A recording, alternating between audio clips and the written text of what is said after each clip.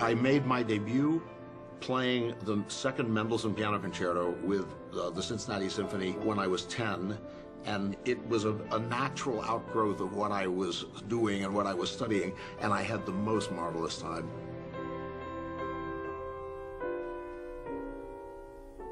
My parents wanted to continue my music education, and the first violinist of the LaSalle Quartet, Walter Levine, was about to take up residence in Cincinnati.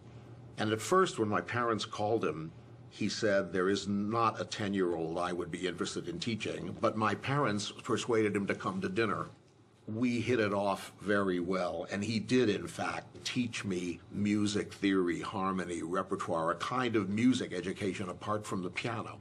He really opened the whole depth and breadth of the repertoire to me. Our relationship goes on to this day. When I was 13, I left home in the summer at the invitation of Rudolf Serkin, who agreed to take me at the Marlborough Festival. They did Così fan tutte that summer.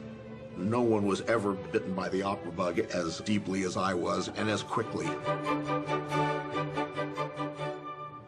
On the way home from Marlborough on the train, I had a big discussion with my father, and I was ready to quit the piano and study conducting right away. And he pointed out to me that there might come a time when I would wish to be able to just play my musical intentions on the piano, especially working with singers and other musicians. And I was skeptical, but he persuaded me, and I'm always grateful that he did. I hope you agree with me in that conducting isn't just this, you know? Years later, I did an apprenticeship with George Zell, the great conductor and music director of the Cleveland Orchestra. Every piece of music should start inside the player before he plays the first note. Here's a one-man orchestra, which of course makes things a little less complicated.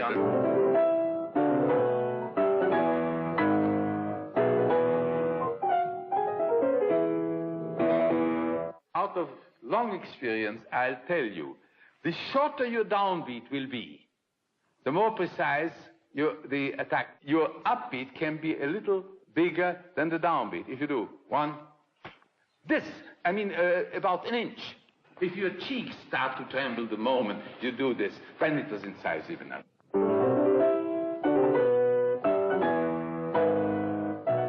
Very good.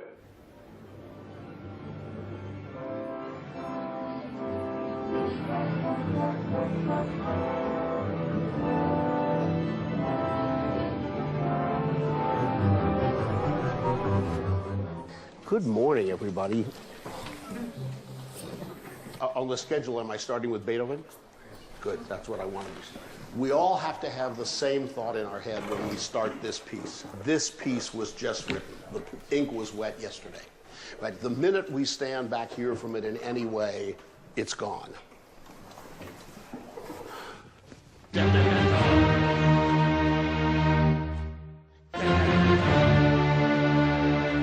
Dare yourself to play the first three notes in the speed and drive and force and power and excitement that you really think they should have. And strings don't make da-da-da-da, wah, but di-di-da-dum, bum, ba. So there's a violence and excitement, a togetherness, a focus that is absolutely not beaten in any other piece written before or after. And burn the E flat as best you can. And one, di-di-di-da, hold it, burn it, yes. Rip off, one, di-di-di-da, yes. Rip off, di-di-di-da, di-di-di-da, love it. Don't be late starting, di-di-di-da, harder, harder, da, da, burn it out, rip it off, one, di-di-di-da.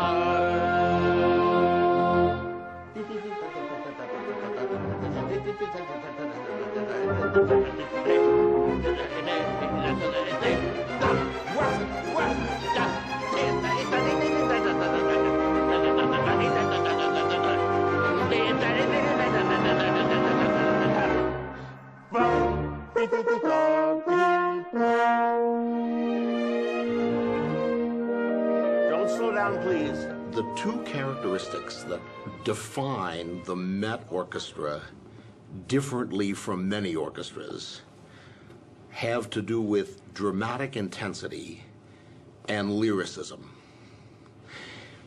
all of which are the characteristics of singers.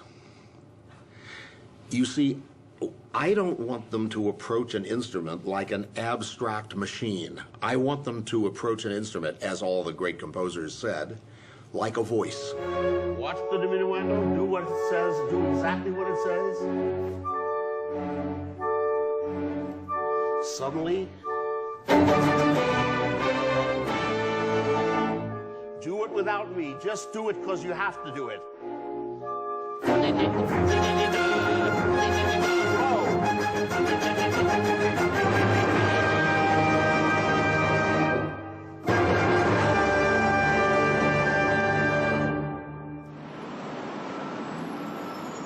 Tell us about how you rehearse. You tend to talk a lot in metaphors and to speak a lot. Other conductors... I do talk a lot. Talk less. And I must say, I have to give them with it. credit. They hate it. They do.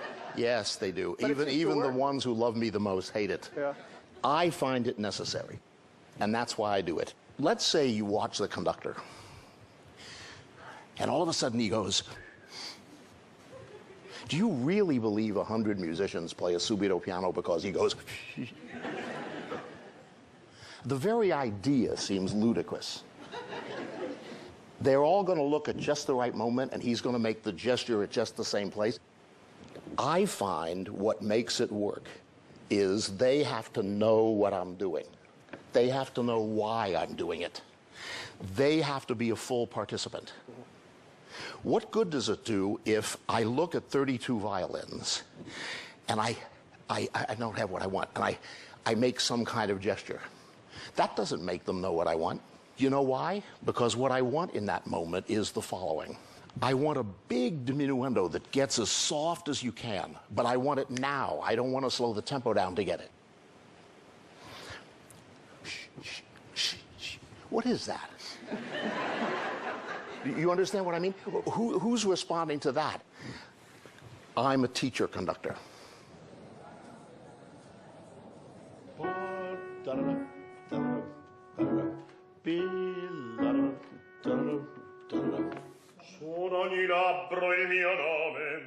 Mio's where it changes. Suona il mio labbro il mio nome. No, yes, that's exactly right. Do it once more so you get used to it.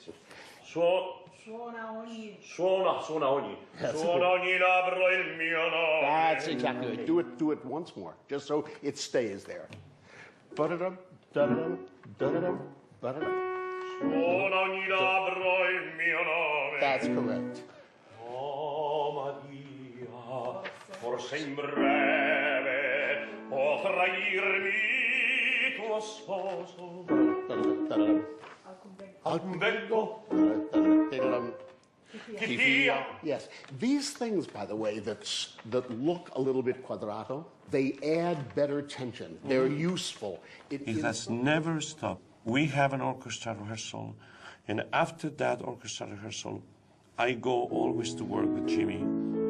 Tutto gli sposi, esso ti chieggo, parte ai peri e alla costanza.